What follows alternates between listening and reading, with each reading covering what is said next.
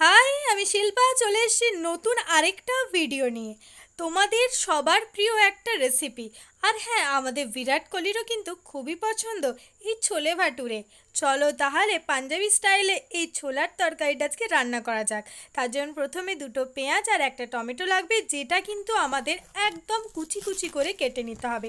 দেখতেই পাচ্ছ টমেটো কুচি করা হয়ে গেছে, এরপর পেঁয়াজগুলো একদম ছোট ছোট করে কুচি করে নেওয়ার পালা।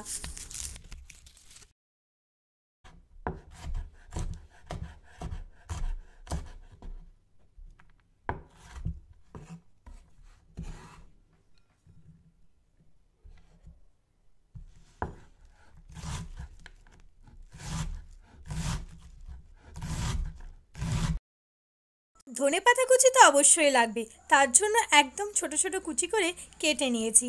আর ঝালের জন্য আমি 4টে কাঁচা লঙ্কা ব্যবহার করেছি, সেটাই কুচি করে কেটে নিয়েছি। তোমরা চাইলে চেরা কাঁচা লঙ্কাও ব্যবহার করতে পারো।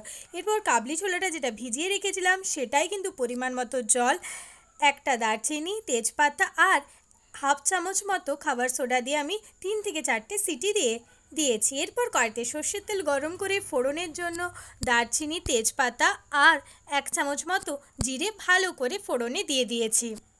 আর তোমরা কিন্তু কাবলি ছোলাটা সেদ্ধ করার সময় টি ব্যাগও ইউজ করতে পারো।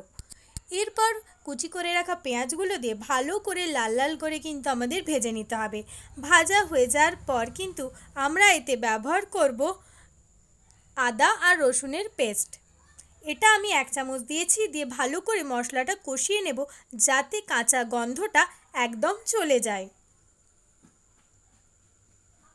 এরপর যে টমেটোটা কুচি করে রেখেছিলাম সেটাই দিয়ে দিলাম।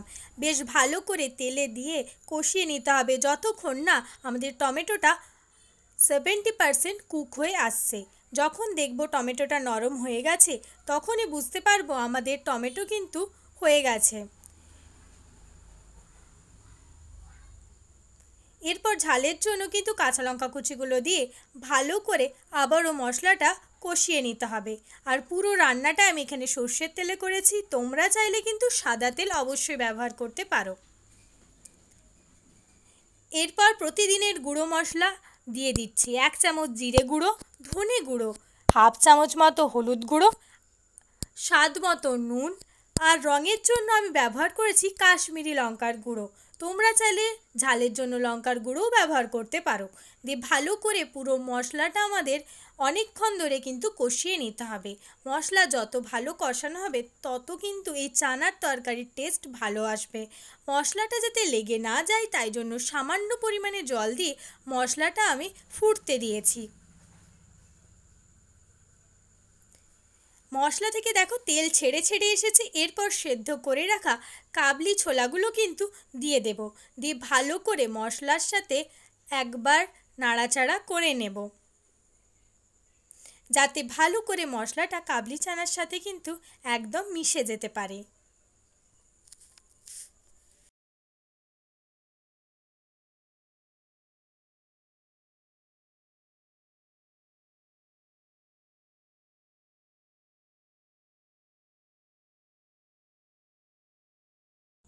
এরপর 1.5 কাপ পরিমাণে আমি এখানে জল ব্যবহার করেছি।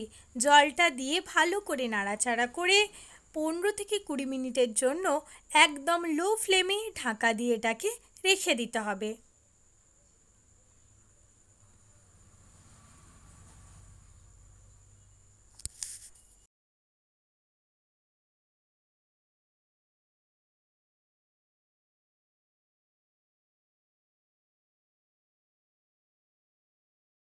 দেখতেই পাচ্ছ কি সুন্দর রং এসেছে। ঢাকা খুলে আমি এখানে 1 চামচ গরম মশলার গুঁড়ো দিয়ে ভালো করে নাড়াচাড়া করে নিলাম। রান্না কিন্তু শেষের পথেই, তাই জন্য ধনেপাতা কুচিগুলো ছড়িয়ে দিলাম ওপর থেকে।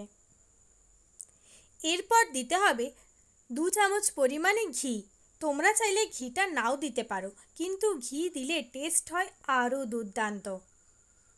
আমাদের রান্না একদম হয়ে গেছে। তোমাদের যদি এই রান্নাটা ভালো লেগে থাকে আমার ইউটিউব চ্যানেল অবশ্যই সাবস্ক্রাইব করবে, লাইক শেয়ার কমেন্ট করতে ভুলবে না। দেখা হবে নতুন ভিডিও নিয়ে। টাটা।